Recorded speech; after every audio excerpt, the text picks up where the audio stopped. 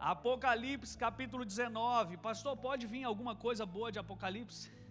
Não só pode, como deve. Essa é a tua mensagem. Apocalipse 19, a partir do versículo 1, vamos ler até o versículo 9.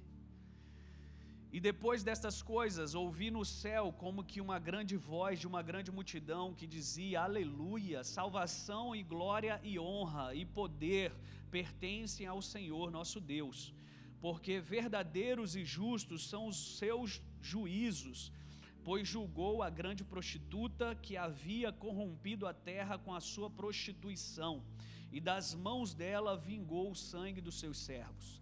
E outra vez disseram aleluia, e a fumaça dela sobe para todo sempre. E os 24 anciãos e os 4 animais prostraram-se e adoraram a Deus, assentando no trono, dizendo amém, aleluia. E saiu uma voz do trono que dizia: louvai o nosso Deus, vós, todos os seus servos, e vós que o temeis, tanto pequenos como grandes. E ouvi como que a voz de uma grande multidão, e como que a voz de muitas águas, e como que a voz de grandes trovões que dizia aleluia, pois já o Senhor Deus Todo-Poderoso reina. Regozijemo-nos e alegremo-nos e demo-lhes glória, porque vindas são as bodas do Cordeiro, e a sua esposa se aprontou. E foi-lhe dado que se vestisse de linho fino, puro e resplandecente, porque o linho fino são as justiças dos santos. E disse-me: escreve, bem-aventurados aqueles que são chamados à ceia das bodas do Cordeiro. E disse-me: estas são as verdadeiras palavras de Deus. Quem pode dar um glória a Deus por isso?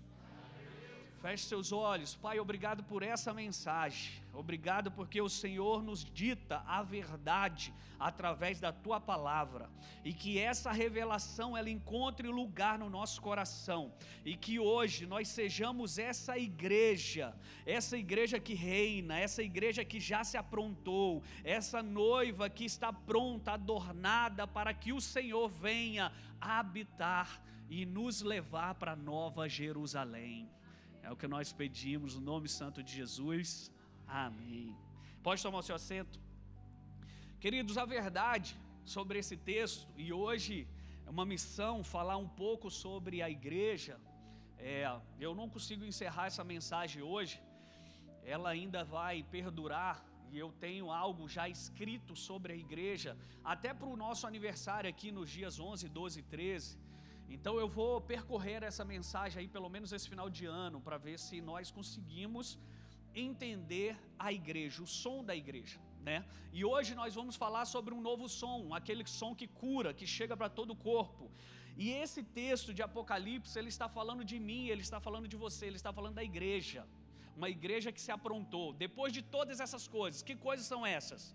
Depois de tudo que você está vendo, da maldade, do inimigo querendo matar todo mundo, depois dessas coisas, quem vai surgir adornada, perfeita, pronta para o Cordeiro? Faz assim, é você mesmo. É sobre você, você é a igreja que vai se aprontar.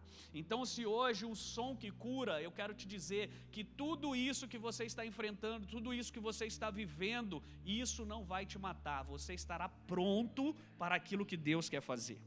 O nosso Deus, queridos, Ele não está perdendo a guerra. Nosso Deus, apesar de tantos desafios que nós estamos vendo, atravessando, vivendo, Ele não perdeu o controle. Diga assim comigo: Deus não perdeu o controle. Há mais pessoas nascendo de novo do que pessoas biologicamente vindo ao mundo. Você sabia disso? Há mais pessoas se convertendo do que pessoas vindo ao mundo. O que eu quero te dizer é que nós crescemos mais de 100 milhões ao ano de novos convertidos. Ou seja, o mundo que todo mundo diz que jaz o maligno, que o mal é isso, que o mal é aquilo, ele está perdendo em número, gênero e grau e poder para os filhos de Deus. Mas por que então, pastor, estou vendo toda essa maldade? Por que essas coisas todas estão muito latentes à minha vista? Eu quero te dizer que a tua ênfase faz crescer o fantasma ou a bênção que você espera. Dê um sorriso para o irmão do lado, só para dar uma relaxada. Por que as coisas ruins estão à minha volta? Porque deve ser que você quer ver essas coisas.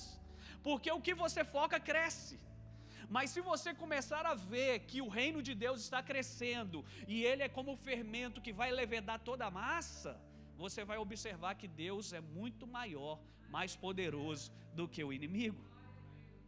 Você sabia que em números oficiais, o Brasil é o país de maior número de cristãos do mundo?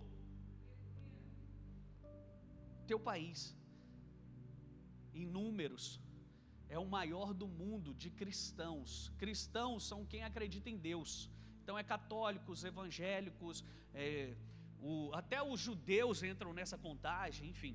Ou seja, quem acredita em Deus, o Brasil é o maior país do mundo, dos que acreditam. No século XVII, no século XVIII, na Europa e na América havia um espírito otimista. A esperança puritana era baseada no lema, assim na terra como no céu. Outro dia alguém me questionou, pastor, por que os Estados Unidos é um país de primeiro mundo? Eu falei, olha quem colonizou eles. Olha qual era a mentalidade das pessoas que colonizaram os Estados Unidos. Descobrimos a escatologia de uma época através das canções, queridos. Nós descobrimos qual é a escatologia do Brasil através das canções. Deu ruim, não deu? E nós começamos a perceber algumas coisas. Os anos dourados, eles cantavam caminhando e cantando e seguindo a canção. Somos todos iguais. Quem aí é mais dessa idade aí que lembra? Eu lembro que meu pai cantava isso aí. Ele tocava lá no violão, eu lá querendo ir brincar na rua, meu pai com violão lá. Filho, canta aí. Eu falo, pô, não quero cantar isso aí não. Ou seja, aquilo lá ditava qual era o espírito daquela época, o zeitgeist, o espírito do tempo. E as pessoas, elas não percebem isso, mas as canções, ela diz muito sobre as suas crenças. Sobre as suas crenças. Então, o que se chamava no século 17, 18, qual era a música que cantava naquela época? Aleluia, de Handel, Onipotente Reina. Era esse tipo de louvor. E isso ditou o que? A cultura daquela época. O reino deste mundo se tornou o reino do nosso Senhor, do seu Cristo. Então celebra-se o reino de Deus reinando sobre todo mundo. As pessoas acham que o reino de Deus é aqui, ó, igreja. O reino de Deus é só isso aqui, essas 4 paredes. Não. O reino de Deus, ele reina na terra. Diga comigo, o reino de Deus reina na terra. Mas no final do século XVIII, nós vimos a Revolução Francesa, nós vimos as guerras, nós vimos a peste, nós vimos então uma nova visão. E nessa nova visão começou-se a questionar até a existência acerca de Jesus.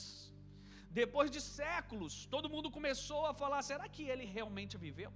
Será que Jesus realmente era filho de Deus? A pregação então mudou. A pregação não era mais trazer o céu para a terra, agora a pregação é vamos para o céu. E então nós começamos a fazer o quê? A nossa escatologia começou a escrever canções. E nós começamos a escrever Maranata, ora vem Senhor Jesus, nós vamos morar no céu. E nós começamos a cantar isso. O que aconteceu com a igreja? Perdeu o seu poder. Por quê?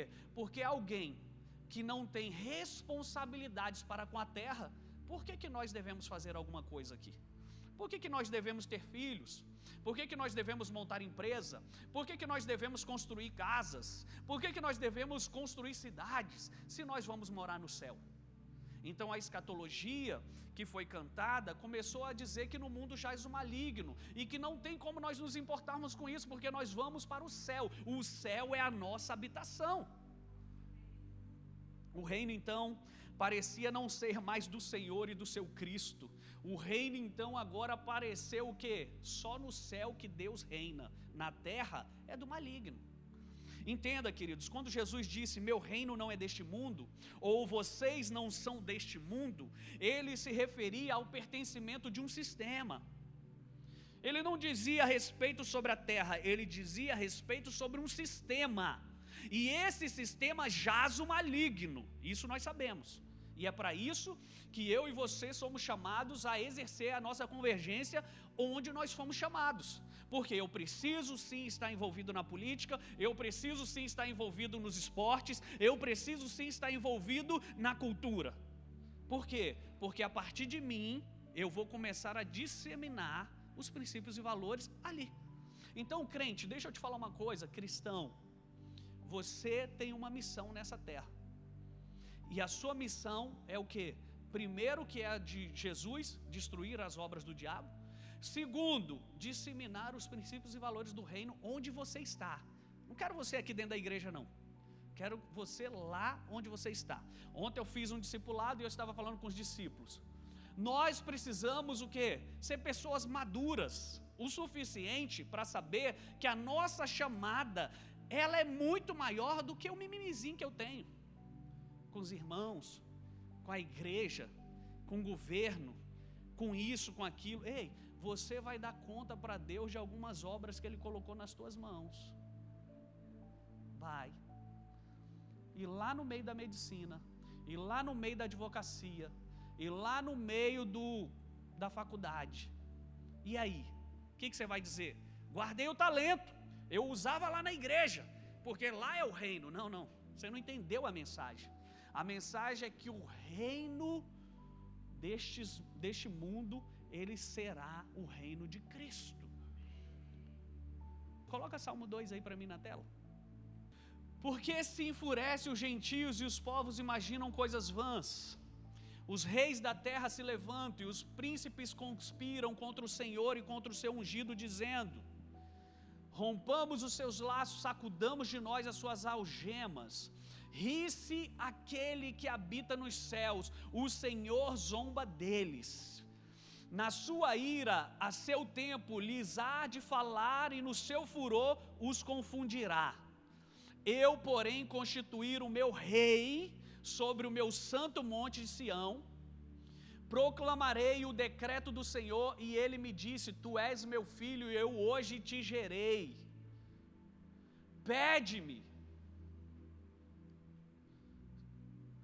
Esse texto está falando de quem? Falando de Jesus. E ele fala: filho, pede-me e eu te darei as nações por herança.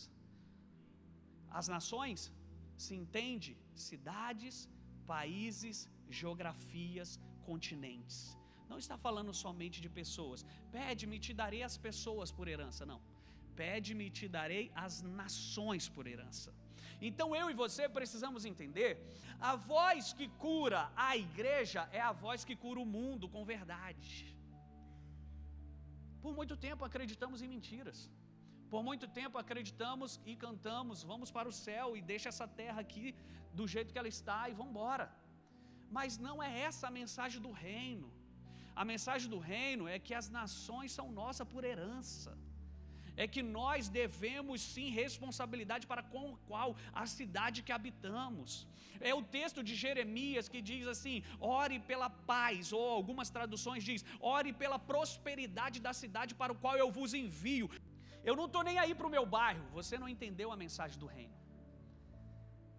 Pastor, o que eu vou fazer para mudar? E eu tenho alguns pequenos listas de quilômetros para te dizer o que você precisa fazer.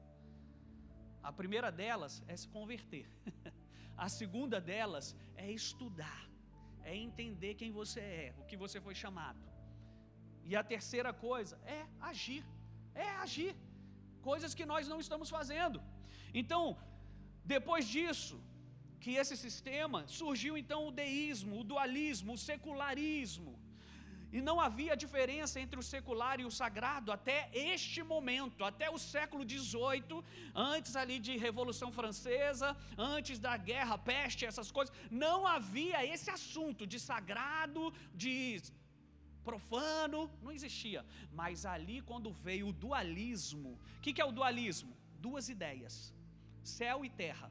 Aqui na terra jaz o maligno, tudo é do mal, não assiste televisão, a matéria é má, não pode comprar roupa, se você comprar roupa e usar dessa marca, está acontecendo isso, se você fizer isso, enfim, e você conhece esse assunto muito bem, porque a igreja foi mestre nisso. Não pode jogar bola, viu? Não pode jogar bola, senhores. Por quê? Porque se você é dessa igreja aqui, você não pode jogar bola. Você não pode, sabe, fazer nada. Não pode estudar, porque na faculdade é do demônio. Entende? Dualismo. A matéria é má. Você não pode ter as coisas. Dinheiro, meu Deus do céu, é o cão. Não havia diferença entre secular e sagrado até aquele momento. A ideia da modernidade foi então tirar Deus da educação. A ideia da modernidade é o quê? Vamos tirar Deus da escola. Na minha época eu estudava moral e cívica. Eu estudei. E talvez foi por isso que eu não fiz muitas artes do que eu fiz, um pouco. Por quê? Porque eu entendia sobre moralidade. Porque eu entendia que algumas coisas que ferem outras pessoas não devem ser praticadas. Sabe? Mas tiraram essa modernidade toda, foi tirando Deus da educação, foi tirando Deus das artes, foi tirando Deus da política, foi tirando Deus do cinema, foi tirando Deus de tudo quanto é canto. E aí o que nós estamos vendo? Nós estamos vendo a igreja acuada, ou Deus sendo engavetado lá na caixinha, colocado, guardado debaixo de 7 chaves, porque se nós falarmos de Deus, o negócio, mas estamos aceitando qualquer outra coisa.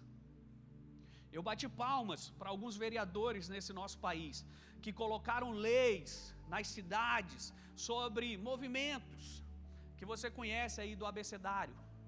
Esses movimentos que levam crianças para ali para ficar vendo aquela coisa toda. E eu aplaudi esses vereadores que têm coragem de ir lá e botar a cara aqui nessa cidade, criança vai ser proibida de ir lá. Deixa eu te falar uma coisa, nós não batizamos crianças até 12 anos, sabe por quê?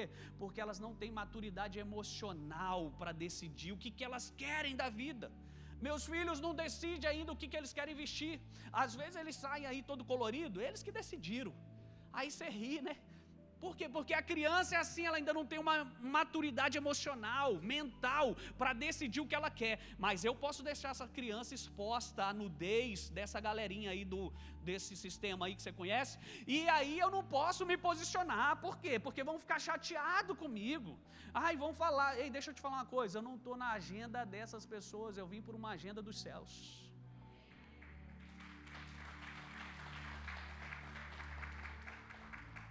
Jesus falou isso em João: minha vontade é fazer a vontade de papai. É por isso que vocês vão ser xingados, é por isso que vocês vão ser caluniados, mas tem de bom ânimo, eu venci o mundo. Qual é a tua agenda, crente? Qual é a tua agenda? Nós precisamos nos posicionar. Deus só é Deus nos céus, na terra não, foi o que eles falaram. Ei, Deus está muito distante, Deus não está aqui não, fique tranquilo, Ele governa lá no céu, aqui na terra nós decidimos. Será que nós estamos repetindo uma Babel querendo se levantar? Nós aqui decidimos o que fazemos. Então surge um novo evangelho social, apenas para ajudar os pobres. Deixa eu te falar uma coisa, queridos, ajudar os pobres faz parte da nossa natureza humana. Não preciso de evangelho para isso. Te escandalizei? Então deixa eu te dizer uma coisa. Pega uma criança de 5 anos. Pega essa criança e coloca ela vendo um morador de rua sem comida. Veja se essa criança não vai pegar o lanchinho dela sem ela ser crente. E se ela não vai dar para aquela pessoa. Sabe por quê? Porque nós viemos a esse mundo embutido moralidade celestial dentro de nós. Nós viemos para esse planeta equipados com coisas celestiais. Nós não precisamos ser crente para ajudar o pobre, porque isso faz parte da nossa natureza. Isso não precisa ser cristão para você ajudar os necessitados. Mas nós reduzimos o evangelho a isso, o evangelho social, o evangelho das boas obras, a caridade para alguns. Então nós começamos a achar que o evangelho se resume a isso. Estou ajudando o fulano, estou dando cesta básica para o ciclano, eu estou indo lá, levando comida para ele. Ei, deixa eu te falar, esquece. Aí, sabe o que aconteceu? Apareceu a teologia da libertação. E para os protestantes, a teologia da missão integral. Com essa ideiazinha aqui que eu estou te falando. Que nós temos que fazer isso, porque lá na África está morrendo criança, você está comendo picanha aqui, isso é mal. Vamos mandar missionário lá para a África. Estou olhando o Ângelo ali. Meu filho foi missionário lá há quantos anos? 6 anos. 6 anos lá na África de missionário, e ele viu muito bem isso aqui que eu estou falando. E eu até vou parar de falar, senão ele acha que eu vou mandar recado para ele. Não estou mandando.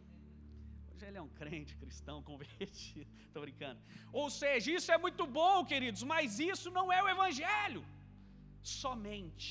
Faz parte. Mas o evangelho não se resume a isso. Hoje as pessoas querem o quê? Os jovens, não critico, viu? Antes que você saia por aí achando que eu estou criticando, não critico o decol. Vamos os chamados, vamos levantar nossos sapatos aqui, vamos para não sei aonde. Vai para o seu quarto arrumar sua cama. Começa respeitando papai e mamãe dentro de casa. Começa lavando louça, banheiro.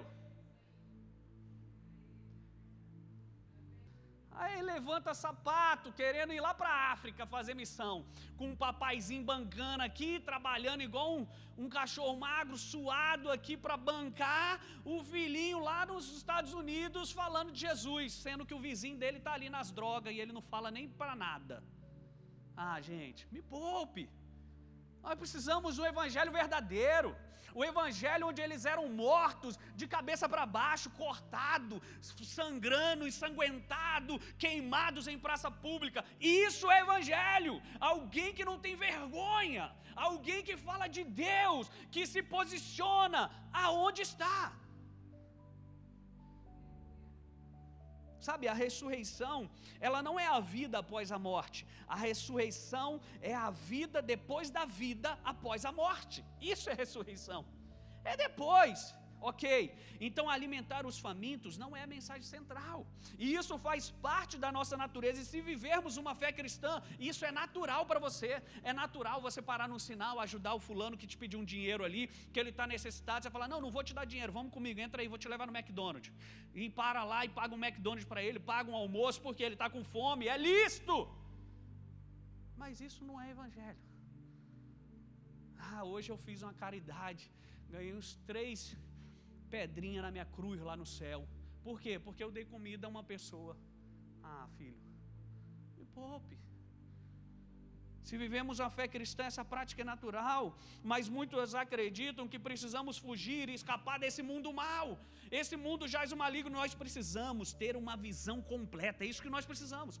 Nós precisamos de um panorama do evangelho, é olhar tipo igual a mensagem de domingo, de mispar do lugar mais alto e começar a enxergar coisas que nós não estamos vendo. Começar a enxergar coisas que nós não estamos vendo. Sabe, o marco da nossa narrativa, ele começa em Gênesis. Gênesis capítulo 1, no versículo 27 e 28, que você sabe muito bem o que diz, eu não vou ficar repetindo para você. Então, a partir daquele momento, foi decretado um chamado, foi decretado um governo, e é isso que é o marco da nossa narrativa. Peraí, se Deus nos deu a terra, por que eu não estou me preocupando com a terra? Ele me deu a terra. Então nós vamos lá para o Novo Testamento, aí já é Jesus vindo e falando, coloca aí na tela, Mateus capítulo 28, versículo 19 e versículo 20, é um chamado para toda a igreja, ide portanto, fazei discípulos de todas as nações, fazendo discípulos de onde, gente? Todas as nações. Ele está falando para quê? Para salvação ou fazer discípulos? O que está escrito ali? Então pare de achar que evangelho é só pegar aqui um copo d'água e aceita Jesus goela abaixo. Não, é fazer discípulos. Discípulos é ensinamento, é gastar tempo com ele, é consolidar ele na salvação. E isso é discípulo. Isso é discípulo. Não é aceita Jesus aí, toma ele aí. Você vai aceitar, amanhã sua vida está num passe de mágica, vai mudar tudo. Não, filho. É eu fazendo discípulos. E discípulos gasta tempo. Discípulos é vida na vida, vida na vida. Foi isso que Jesus fez? Venham a mim. Depois ele fala, aprendam comigo. Agora vai, ide. Ide e faça o mesmo que eu fiz com vocês. Lembra aquele dia que eu multipliquei pão na sua frente? Que foi na sua mão ainda que fez? Então faz isso com as pessoas. É isso. Então batizando-os em nome do Pai, do Filho e do Espírito Santo. Versículo 20. Ensinando-os. Ah, meu Deus. Ensinando-os. A igreja não quer mais ensinar. Eu só quero agora o arrasta para cima. Eu quero a facilidade, eu quero o miojo. Me dá aqui o milagre miojo. 3 minutos. É mágica. Ora, só isso aqui. Acorda às 5 da manhã, dá um grito. Ah! Levantei. Agora faz isso, corre no parque. Agora chega em casa, toma um café com a esposa. Agora, pronto, sua vida mágica aconteceu. Você está 1000 maravilhas. Ensina as pessoas. E ensinar as pessoas é o que eu tento fazer aqui todo domingo, quarta e o dia que eu prego aqui, a pastora. Nem sempre vão gostar, mas eu estou ensinando. Eu também não gostava, me ensinaram e até hoje eu tenho fome de ensino.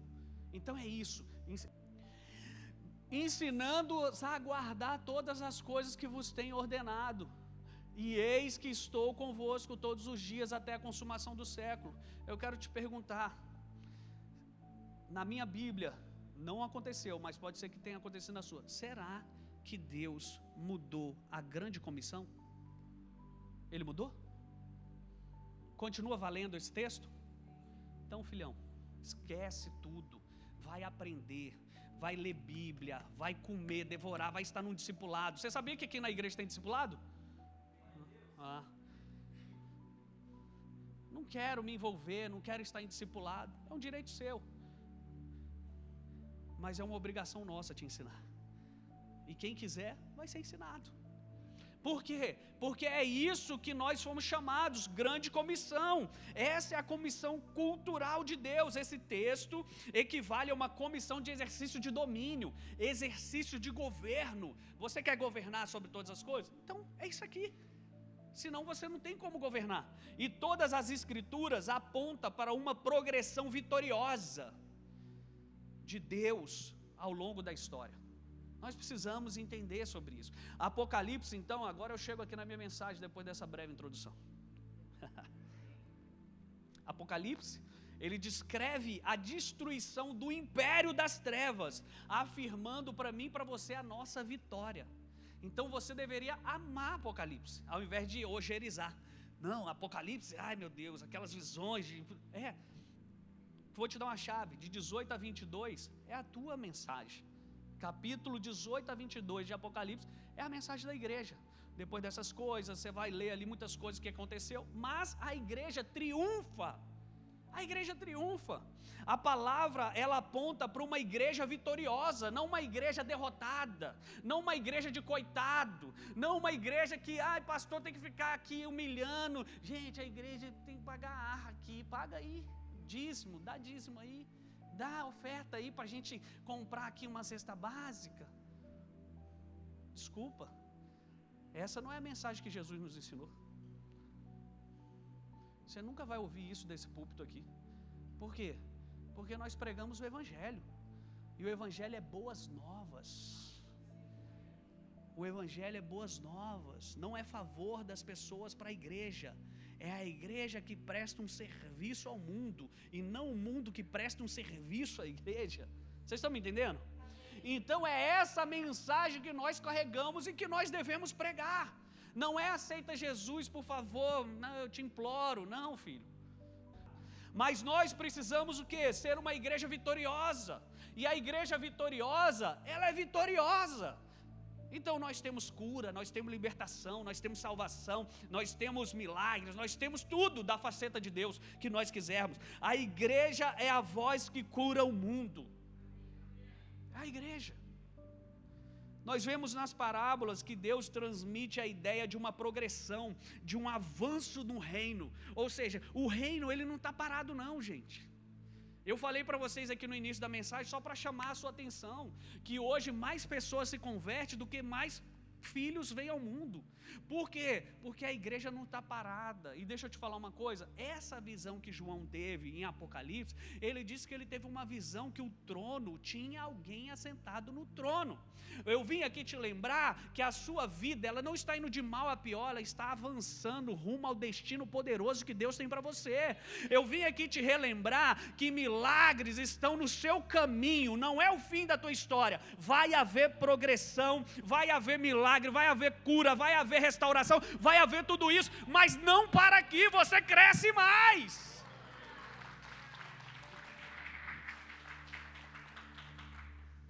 Por quê?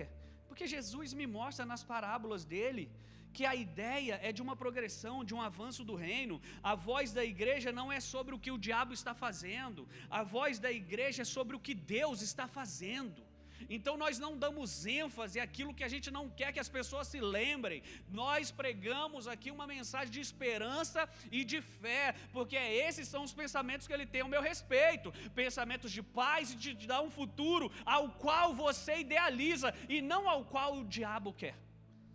Então pare de enfatizar a desgraça na sua vida, pare de enfatizar a desgraça no mundo, pare de falar notícias ruins. O sinal é a noiva adornada. Qual é o sinal, pastor, do fim dos tempos? Outro dia eu preguei isso aqui. As pessoas, quando vai vir o fim do tempo, a guerra lá no Israel, não sei o que. Eu te falei algumas guerras que Israel já experimentou, né?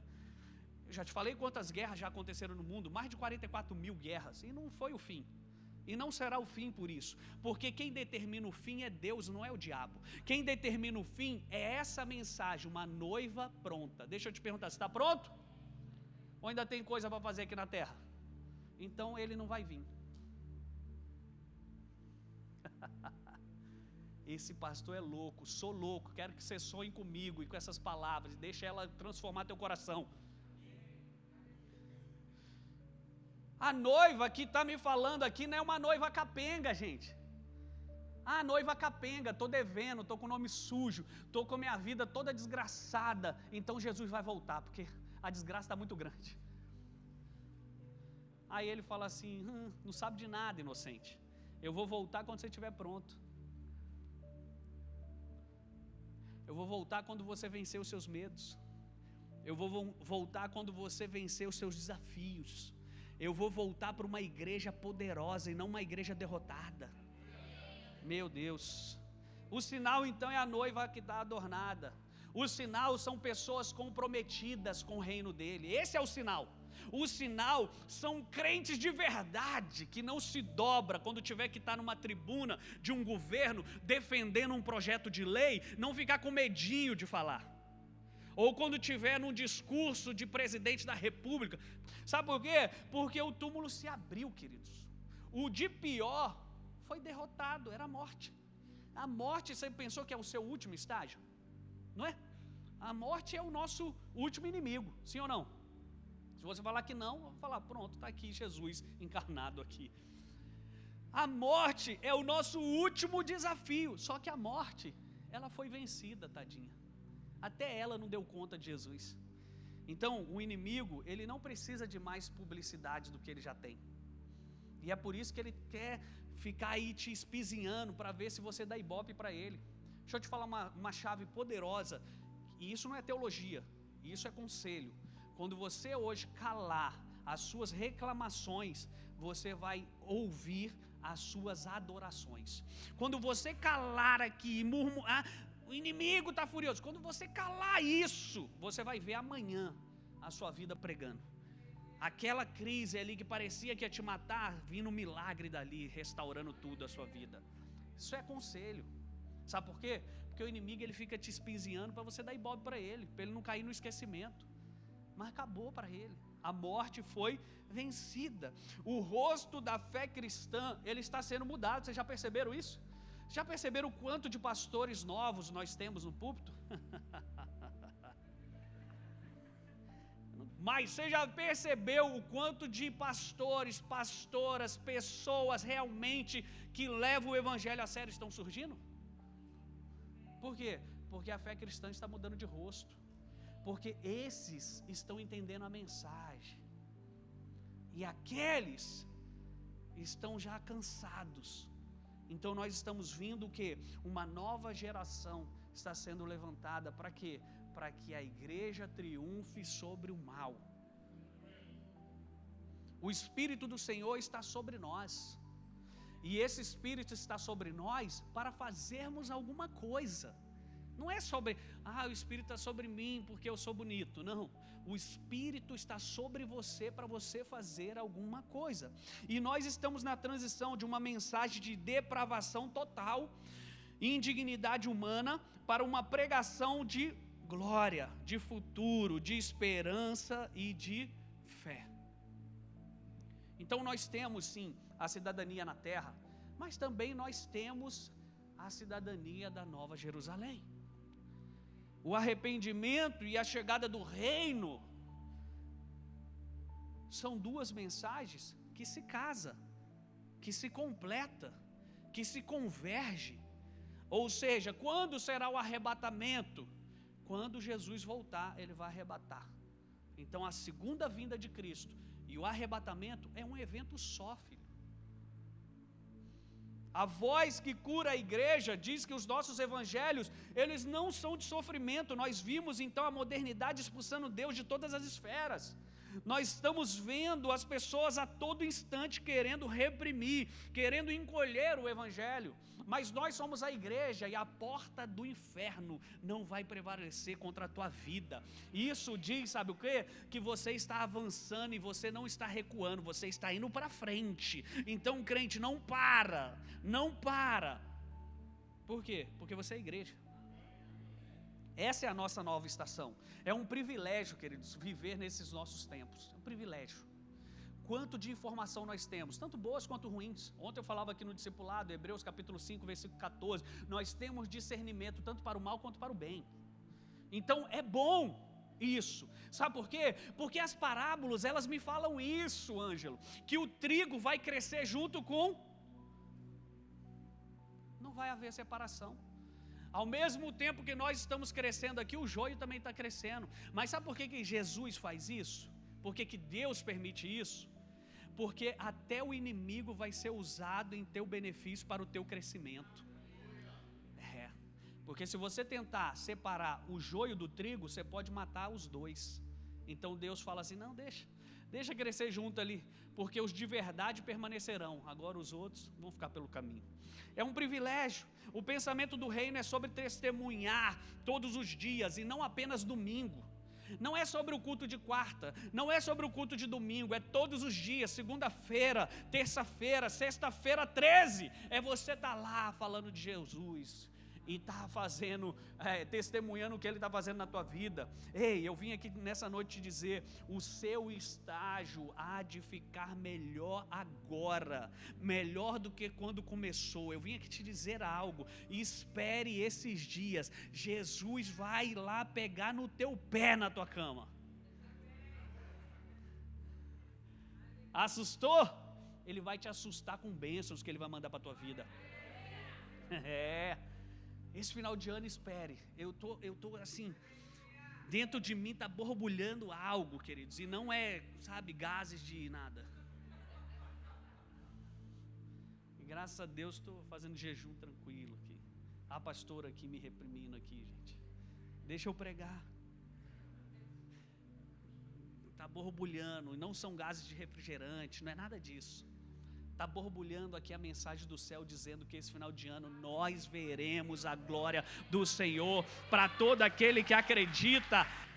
A igreja está cantando uma nova canção de domínio de Deus sobre toda a criação. Nós estamos cantando que Cristo reina e não que nós podemos reinar, que Ele já está reinando. O livro de Apocalipse é a descrição de como os inimigos são postos aos nossos pés. É esse o livro de Apocalipse. Ele está dizendo para você, ei, eu li o último capítulo e lá no último capítulo diz que você é vencedor. Você queria ler uma história de sucesso assim? Vou ler aqui o livro da minha vida. No primeiro capítulo, guerra, luta, médico batendo no bumbum, acabei de nascer chorando. Nossa. Capítulo 5, está lá 5 anos você, bati a cabeça no poste, quase morri, fui para o médico, coma e tal. Estou falando da minha vida mesmo. E aí, com 10 anos, fui assar batata, queimei as pernas, saí pegando fogo, achando que eu era labareda. com tantos anos, meu Deus, fui conhecer umas perversão, coisa ruim e tal. Jesus falou, volta aqui. Pula essa parte, né? Pulei. E aí, quando eu pego e quero ler o último capítulo, Jesus está dizendo assim, você vence. Cara, Jesus já está dizendo para você, igreja, tudo isso que você está enfrentando, vivendo, atravessando, você vai sair vencedor de tudo isso. Pastor, mas tem gente falando mal de mim. Pastor, mas tem não sei o que. Fique tranquilo, porque a mesma boca que acusa é a mesma boca que pede perdão. Um novo som que cura está chegando ao corpo de Cristo. Esse é o tempo. Esse é o tempo da conspiração de Deus na história a teu favor. Eu vim aqui te lembrar, existe um Moisés no palácio. Enquanto você acha que está perdido, que você está assando lá tijolos lá no rio, que está esquecido, que é o texto de Ezequiel. Depois você lê o livro de Ezequiel, porque Ezequiel, deixa eu te falar, olha aqui uma chave aqui para você. Não gosto de estudar, não gosto de ler a Bíblia, não gosto de nada. Deixa eu te falar uma coisa, Daniel era intelectual, foi botado lá no reinado. Ezequiel, coitado, menino criado dentro da igreja, menino que veio para ser o sacerdote, era da linhagem ali de Levi, e então pega ele, manda ele lá para a beira do rio, porque eu não quero ninguém adorando aqui dentro do reinado. Só que eles acharam que ele tinha mandado o pastor lá para o rio, e acharam que ele tinha mandado o intelectual para o palácio, só que foi o contrário. Daniel começa a pregar, Ciro abençoa, constrói de volta ali o tabernáculo, Jerusalém, ajuda a reconstruir Jerusalém. Nabucodonosor, coitado, ficou pastando. Outro rei lá, Dário, ficou vendo lá Daniel. Ou seja, Daniel foi convertendo 3 reis pelo menos. Por quê? Porque o fermento está levedando toda a massa. O que eu quero falar para você? Que assim como Moisés cresceu no palácio, assim como Daniel influenciou reis, Deus também está trabalhando pessoas para influenciar os lugares de autoridade das nossas cidades. Deus não perdeu o controle. Eu vim aqui te dizer que o som que cura ainda continua sendo o som da sua voz, das muitas águas, dos trovões. A voz que cura é a voz da verdade. E esse Deus, Ele está muito afim de te usar como canal dessa voz. Esse Deus está muito afim de usar pessoas aqui nas suas áreas de influência. Esse Deus está muito à disposição de te pegar de um lugar talvez escondido como Davi e te trazer para frente da batalha para que você vença no nome dEle. E o nome dEle vai ser glorificado nas tuas batalhas. Deus tem planos. Deus tem planos. E planos de te fazer prosperar. Planos que dizem a você que o futuro será muito melhor do que o passado. Então hoje aproveite para fazer uma selfie da tua tristeza. Se você gosta de álbuns ruins, porque a alegria vai imperar na tua vida. O sorriso vai voltar ao teu rosto. Você vai ver Deus fazendo de uma maneira nova. Eu espero Deus. Esse final de ano passado, pastor, na minha empresa foi X. Esse ano eu estou esperando o mesmo X nessa mesma época. Deixa eu te falar, Deus é um Deus de movimento. O que Ele fez no passado garantiu você até aqui. O que Ele vai fazer aqui vai garantir você pelo menos para mais 2, 3, 5, 10 anos. Então, não espere o X de Deus, espere 5X, espere 10X, espere algo sobrenatural vindo inundando você. Sabe por quê? Porque Deus, Ele não é aquele que dá de conta gota. Filho, eu quero te fazer prosperar, mas é prosperar mesmo. É fazer você ser um canal, uma referência para as pessoas à sua volta. É fazer com que a sua empresa, as pessoas percebam que Jesus está nela. É isso. Deus tem planos em suas mãos ao seu respeito, queridos. Nesse exato momento que nós estamos aqui, é como se nós estivéssemos esperando a decisão de um juiz. E a decisão desse juiz não é como o juiz da terra. Porque se nós que somos bons, ou nos julgamos bons, mas somos maus, sabemos dar boas dádivas aos nossos filhos, quanto mais aquele que está agora com a caneta na mão, falando assim: Emanuel, pode mandar aqui para ele esse final de ano aqui, para a Eliane, para o Isanil, para a Lisandra, para o Léo, para a Pan, pode mandar isso aqui, manda isso aqui tudo, inclusive manda daqueles ali também que não acreditaram, derrama sobre eles. Deixa eu te falar, colheitas de pessoas que abriram mão das suas colheitas, você vai receber nesse final de ano. Tem pessoas que começaram um trabalho e pararam no meio do caminho. Deus é fiel para fazer aquilo que ia chegar no irmão, vir sobre a tua vida, porque tu é fiel. Deus não criou a terra para ser um caos, Deus criou a terra para ser um paraíso, e é nesse paraíso que nós estamos, sabendo em quem temos crido e que Ele é fiel para nos sustentar. Eu vim aqui te dizer, Deus governa e continua governando a tua vida e a tua casa. Um som que toca hoje da igreja é um som de uma igreja vitoriosa. É uma voz de muitas águas que está decretando hoje que o mal está batendo em retirada, que a coisa ruim da tua vida está sendo transformada, que o dia pode ter sido difícil e a noite chegou trazendo medo, mas a alegria está vindo sobre você. Vai brilhar, vai amanhecer, a glória de Deus vai resplandecer e vai cobrir toda a terra. Ele não está batendo em retirada, Ele está em avanço. Uma igreja que avança, uma igreja que cresce. Nós somos a voz de Deus na terra para trazer à existência aquilo que não existe. Levante suas mãos hoje, libere uma palavra sobre você, sobre a sua família, sobre a sua casa. Libere algo que você deseja viver hoje. Você é um profeta nesse lugar, você é a voz de Deus, essa voz que decreta, que diz: eu quero ver e viver a bondade do Senhor na terra dos viventes. Hoje, em nome de Jesus, Senhor, leva essas palavras sobre essa taça que está enchendo e vai transbordar sobre os teus filhos, e vai dizer que o Senhor reina, que o Senhor é vitorioso, que o Senhor é poderoso, que o Senhor está fazendo algo que os nossos olhos não estavam vendo, mas o nosso coração crê que o Senhor ainda é Deus e ainda levantará em favor dos teus filhos, daqueles que acreditam, daqueles